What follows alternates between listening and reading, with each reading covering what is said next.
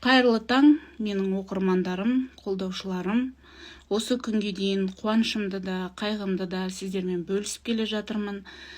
Әрдайым қасымдасыздар, демеулеріңізді беріп жатсыздар. Сіздерге үлкен рахмет. Кешегіде директор туралы салған видеомнан кейін өте көп жандар жекеме шығып жазып жатыр. Кәдімгідей заң жүзінде өзімді қалай қорғасам болады, қандай әрекеттер жасасам болады дегендей жол көрсетіп жатқандарыңызға үлкен рахмет айтамын.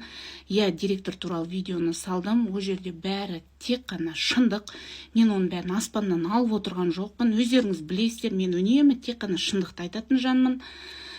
Содан не керек бар, кеше директордан уже менің атыма қоқан-лоққы кетіп жатыр. Менің өзіме шықпайды ол кісі, мені менсінбейді. В общем, мен оған ешкім емеспін. Айналамдағы адамдарға шығады.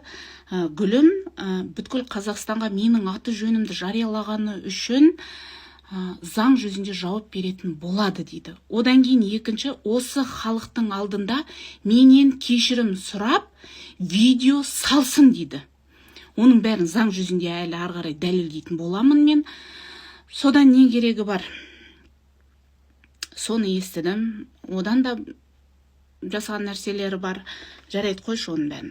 Содан көптеріңіз маған жазып жатсыздар, Руслан Өтепбайұлын шақыртыңыз деп. Бұл әділсіздіктің түп тамырын жою үшін шынымен де маған кәдімгідей мықты заңгерлер, журналистар қажет екен. Себебі мен жалғыз өзім бұл нәрсемен күресе алмаймын. Осы уақытқа дейін шынымен де мен тентіреп жүрдім, Алматыға да бардым, қаңғып жүрдім. Неге деймін да, гүлім? Дипломың бола тұра, мектепте орын бола тұра. Неге сен осы мектепке жұмысқа орналасамайсың? Жоқ, әлде бұл мектеп директордың өзінің бір жеке меншігім екен деймін да. Менің болашағыма балта шабатын, менің атыма кір келтіретін, қауіпті адамдар қатарына кіргізетін, ол соншалықты сонда Құдай ма еді ма деймін да. Осы жолы соңына дейін барам, өзімнің атымды ақтап шығам, тіреп тұрған әке көкем жоқ. Тек қана мені қолдап отырған осы халқым. Өзімнің атымды ақтап шығу үшін әрекет жасаймын. Шаршамаймын да, тоқтамаймын да, қалмаймын да.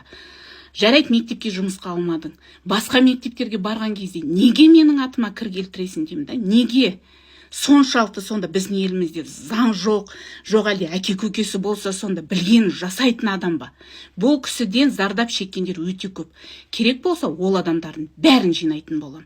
Дәлел ретінде, айғақ ретінде соңына дейін барам. Сіздерден тек қана қолдау керек маған.